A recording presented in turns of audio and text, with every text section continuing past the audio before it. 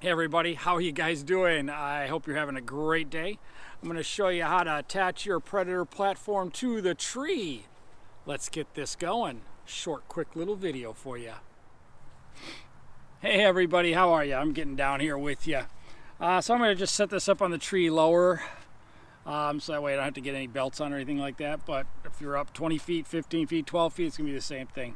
So the way I just wrap mine is I just wrap my strap around, and then I just hook it onto the standoff, and it does a pretty good job.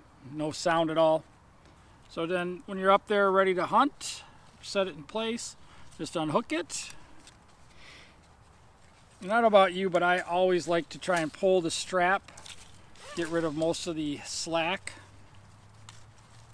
And then when you put it around the tree, you're coming around, it's a lot easier to have hit your finger on the button and open up and get rid of get the extra little bit of webbing you need. Hook it onto your button and tighten it down. And then once you've got that strap nice and tight, then push down, and then it'll bite into the tree, as you can see right there.